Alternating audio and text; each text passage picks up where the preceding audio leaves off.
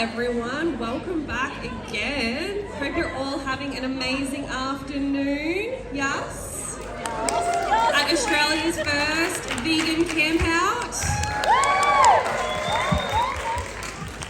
Just some quick housekeeping and also an introduction if you don't already know me. I am the Vegan Campout MC this year, which is an absolute honour. And yeah, a quick intro is I've been vegan for 12 years, so I have watched how the Australian vegan community has unfolded and grown, and to see all of you here and have this event here is just absolutely mind-blowing. So can I please have a round of applause for each and every single one of you?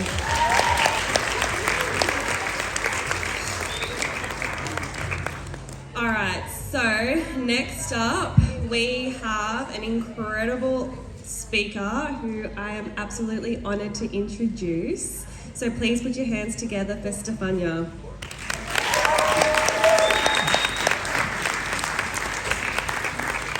Thank you. Hello everyone. It is an honour to be speaking here with you today. My name is Stefania Ferrario. I'm a model and an animal rights activist. My modelling and animal rights, they're quite intertwined these days, but in my life's journey, modelling happened first. I started modelling commercially around 10 years ago. During that time, I've done a number of national TV commercials, I've walked fashion weeks and done numerous campaigns, both in Australia and overseas. Regrettably, however, I didn't always think about the animals during this time. As so many of us already know and can attest to, the one regret we have is that we didn't go vegan sooner. I officially commenced my vegan life on the 1st of January 2020 after deliberating for many years beforehand. You see, I spent most of my life and modelling career as an animal abuser, and that can be hard to admit, but it's the truth. What's interesting is I had even seen Cowspiracy in 2016. Who here has seen Cowspiracy? Yes! It's such a good documentary. I also loved binging on videos by Vegan Gains and Freely for years leading up to the point where I finally went vegan. So, what stopped me? Was it selfishness? Was it fear? Was it cowardice? The answer is, I'm not entirely sure. It was probably a combination of all of these things. But most overwhelmingly, it would have been my reluctance to want to accept the reality of the world as it truly is, instead of the idyllic facade I had been sold. See, reality is not for the faint-hearted. Whether you're Eve taking a bite of the forbidden fruit, or you're Neo choosing the red pill in the Matrix, it's a one-way leap into awareness. This kind of awakening is a theme that is carried out in countless stories, religion, and art. The idea that we're living in a heavily filtered reality is so common in books and movies that it passes almost without question. Most people know this, but never pause to question their own perceptions, believing they've already arrived at the truth. I thought that way, and unfortunately, most of the population still does. But we are living in a manufactured reality, one which, at its core, is nothing more than an elaborate lie of smoke and mirrors, designed to keep the population complacent, ignorant, and in line with the status quo. It is vegans, however, who have swallowed the red pill, the blood pill. It certainly is a hard medicine to take. There's no going back, and the world's a bloody uncomfortable place afterwards. We like to say it's easy being vegan, and it can be. But I'm talking about seeing death in the mainstream, unlamented and celebrated. Ad after ad on TV for flesh and secretions, KFC posters and banners, McDonald's being touted by our once favourite celebrities, news outlets reporting on beef prices, lobster exports, and livestock losses in floods, as if these beings are merely commodities. We see TV presenters obsess over meat dishes in a new recipe book, but then they fret about what a celebrity has said or done. The average person focuses on happenings within the human species, but then blissfully and willfully ignores the extraordinary suffering of other species. In fact, they don't just ignore the suffering, they actively participate in it. Once you go vegan, one of the hardest adjustments is tolerating the moral incoherence of the mainstream so-called culture. Society makes all of this palatable by massaging words that entice us to swallow the lie.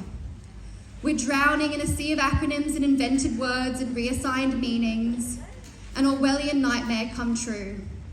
We say pork instead of pig, veal instead of baby cow. We say it's humane and we say it's free range, when it is in fact anything but. It is a literal holocaust that humanity refuses to acknowledge. We must not shy away from words because they make us uncomfortable. Offend and be offended. You can't talk about the truth if you're triggered by forbidden words. Words can be weapons, and plain speaking brings moral clarity. One of the common tricks manipulators do is they use more words instead of a single word.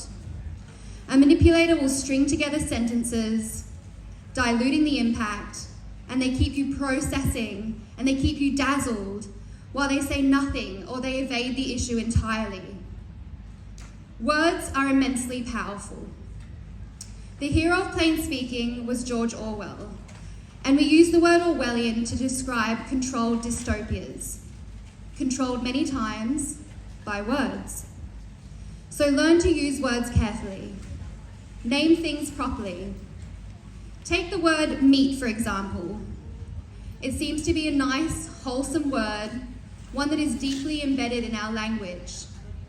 It has come to mean the flesh of animals consumed as food, but originally it meant lots of foods, and it was a term synonymous with the main meal. All those fine connotations of the word meat have now shifted to mean one thing: dead flesh. They stole the word meat. A win for the carnist. It's the same with the word milk. Lots of nice, warm associations, mother's milk being the obvious one. But we've got fully grown adults wet nursed by other species. You'll never hear them admit that though. Another good word: externality. In economics, it means an external cost that is not accounted for in the selling price. Examples include ignoring carbon emissions, forgetting packaging disposal costs, and neglecting river pollution. Someone else pays. Another poor bastard gets the bill, or the poison, while the makers and buyers deal merrily at a lower price. It's invisible cost shifting. Eating meat has lots of externalities, not least of which is the direct suffering of animals, and I'm sure there are many more examples you can think of.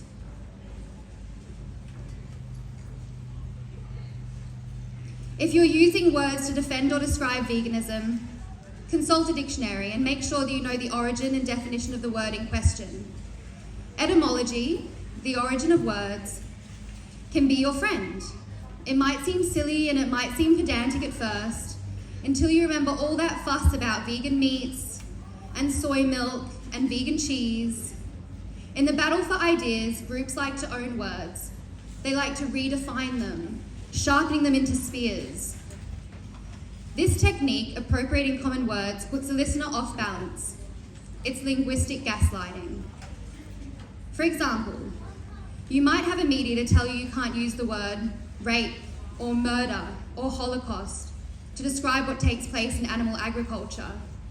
In fact, there are even vegan groups who refuse to use the correct terminology to describe what goes on. We wonder where our word friends have gone. The speaker wins territory. They conquer the high ground and try to own the word. And for goodness sake, tell them they don't. All right, enough of words for now.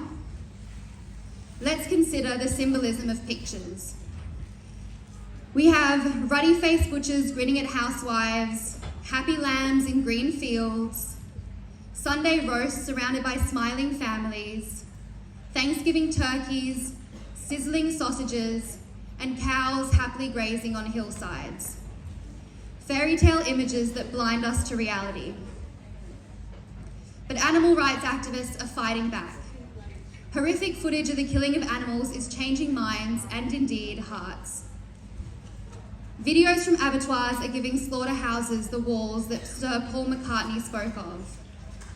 But we're not all vegan, yet. We have children visiting chocolate factories, but not abattoirs. They enjoy their school-sponsored sausage sizzles and ham sandwiches, but would not dream of taking a trip to a slaughterhouse. On some level, all of society knows that the act of meat processing is bad, and so they keep children away, averting their eyes from the brutal and bloody truth. Even most adults can't stomach it, so the killing stays neatly out of sight and out of mind. Grown-ups will smile indulgently at kids who compare pets to farm animals, but it's the adults who are missing the point. Children haven't developed the filters yet. Human denial is a fearsome thing. Forget evidence or logic. The amount of misinformation and blind denial is staggering. Think on that and we collectively weep. Vegans have a hard time cutting through the propaganda because it is so deeply embedded in everyday life.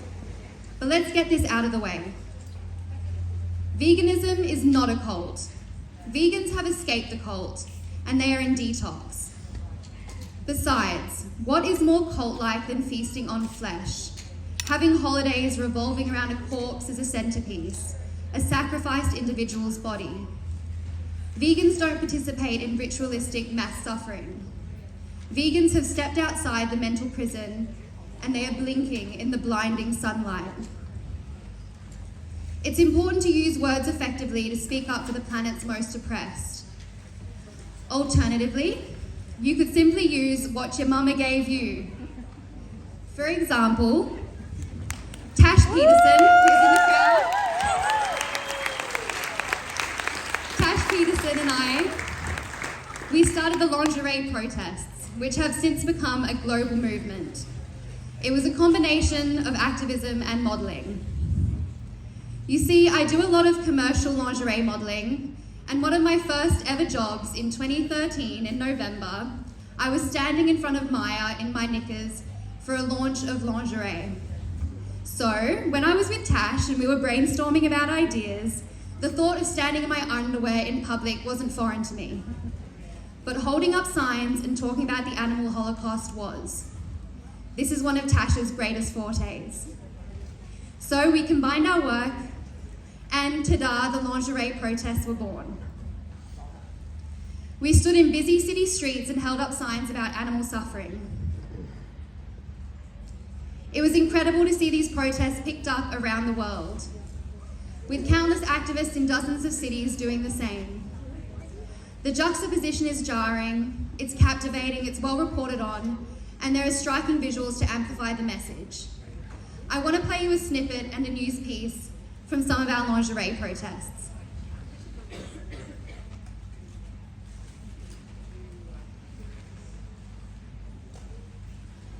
If it will play. There we go.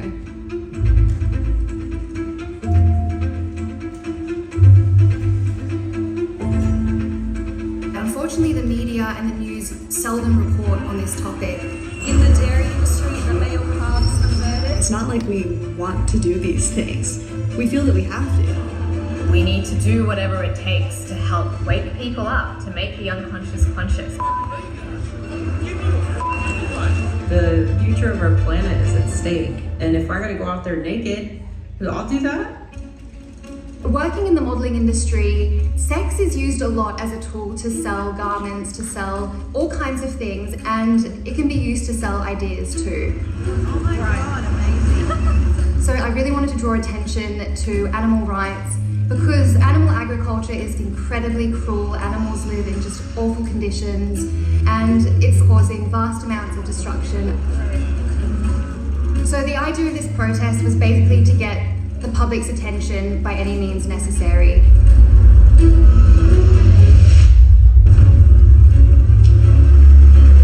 We didn't know what to expect, really. Is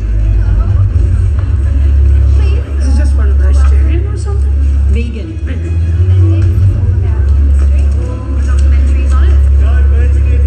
And I have done other animal rights protests before, but nothing had the reaction that this had. Everyone's so positive.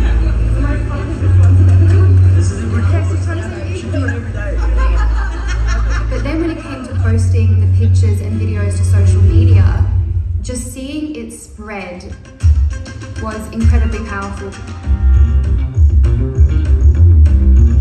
I saw it on Instagram and I just thought that was brilliant. And I thought, oh my god, I have to do that in Switzerland. When you see a couple of people do it, there's a sense of, oh, well, if they can do it, I can do it too. Because now, hey, we're here to do work. We were wearing Santa costume instead of lingerie. In Japan, we might be arrested because of law. It was incredible. Everybody was like, what? Who are those women? What's going on? I want to go over there. We don't show this cruelty, we show eat pussy, not animals, and the reactions are totally positive. Very effective. Very effective.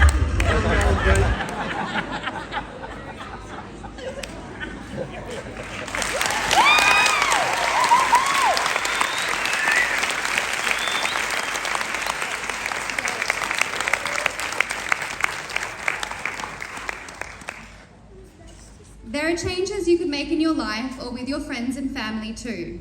For example, you could take the Liberation Pledge, where you refuse to sit at a table with people who are eating corpses. This starts a lot of conversations.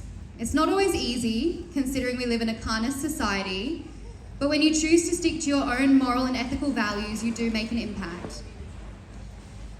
I've personally had a clause added to my modelling contract where I won't wear wool, leather, fur, feathers, or silk.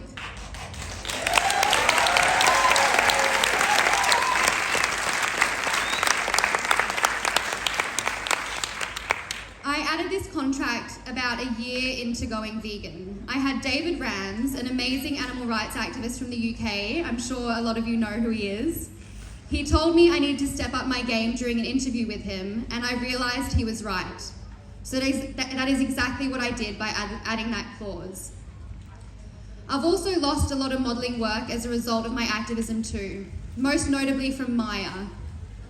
They actually blacklisted me only weeks after doing a lingerie protest in Burke Street Mall, which just so happened to be in front of Maya's doors. Oops. I was banned from modelling any brands that are stocked in Maya and which have their images on the Maya website, and it's badly affected my career. It's discriminatory and it's poor of Maya, but after all, they were one of the biggest sponsors of the Melbourne Cup up until very recently. So it's not surprising that they lack the ability to understand the importance of advocating for animal rights. In my opinion, it's more important to speak up for what's right rather than to just go with the flow and make others more comfortable. I can understand that not everyone has the ability and means to speak out all the time, or perhaps in certain situations. But we can all do what is within our means and our sphere of influence. When future generations look back, you want to have been on the right side of history, not idly standing by, or worse yet, taking part in the atrocity. So use your strengths and find your style of activism. There are many kinds of activism out there, and it's important to find your own voice and the way in which you want to speak up for animals. There are artists making compelling and beautiful art pieces. There are those doing stickering or chalking, those doing street outreach, those sharing amazing recipes with friends, comedians who tell pointed jokes, cartoonists and writers inserting vegan messages into their work, and there are authors creating vegan characters. There are also those who go to slaughterhouses and bear witness to the animals in trucks. In fact, my close friend Stace, who's here at Vegan Campout with me, runs all of Melbourne's slaughterhouse vigils for the Save movement, a group that goes to document the last moments of animals before they enter the slaughterhouse, offering a few precious moments of love and compassion to the animals encountered during a truck stop. It is an emotionally challenging thing to do, but for the animals, it means the world to be offered the priceless gift of love. There will always be a way for you to speak up for animals. Every conversation is an opportunity to speak up. We should also respect and support each other for our different approaches to activism. The lingerie protests, for example, have garnered extremely polarizing views, including from vegans, some calling us out for using our bodies, even though we're using our bodily autonomy to speak up for those that are completely denied theirs. Infighting, however, only gives ammunition to carnists, who watch on eagerly as we tear each other apart for our different approaches to activism. After all, it's easy to point to vegans and label us crazy when we are attacking each other. We are all trying to spread the same message. Animals deserve moral consideration. They should not be abused simply because they were born with hooves instead of paws or hands. The only thing we need to agree on is that we want all animals to receive the same moral consideration that is given to those we invite into our homes and cherish as companion animals. Often meat eaters in Western society are quick to judge other cultures that choose to eat animals that are considered to be pets in our part of the world. If you ask the flesh-eating masses to care about the 6-month-old pigs or body calves crying on transport trucks outside a slaughterhouse though, we're suddenly imposing our beliefs on those who just want to enjoy the taste gratification of their corpse burger. A misplaced judgment about other cultures should not silence us.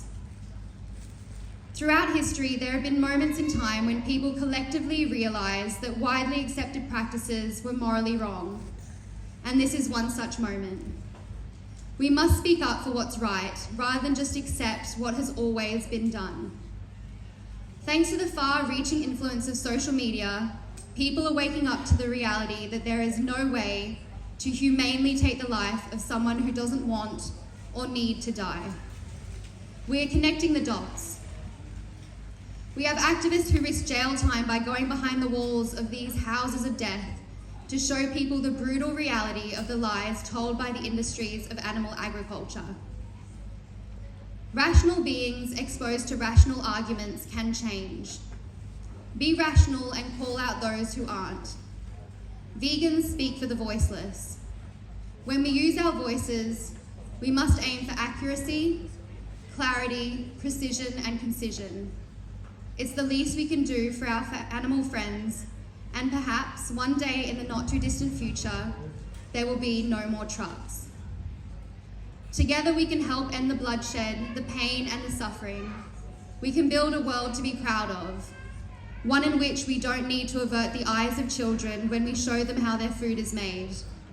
A compassionate vegan world, the kind that animals do deserve, even animals like us. Thank you so much.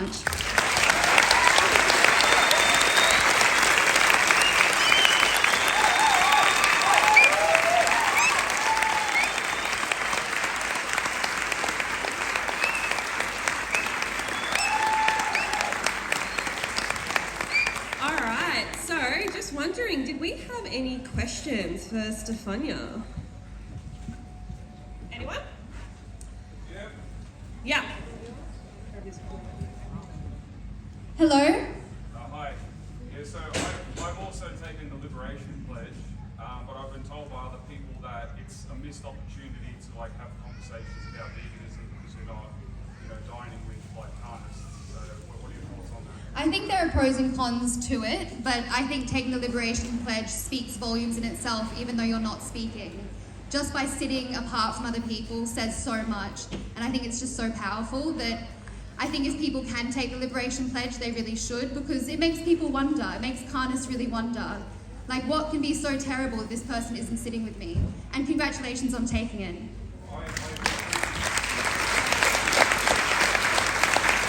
Are there any other questions? Nope, we're all good. Thank you so much, everyone. I really appreciate it, and it's been an honor.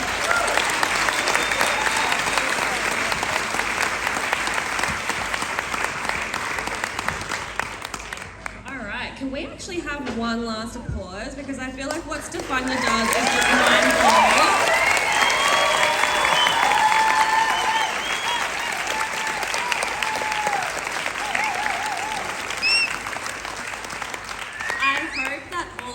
feeling super inspired after that. And speaking of fashion, we have an incredible fashion show to show all of you. So I hope you're all ready for this.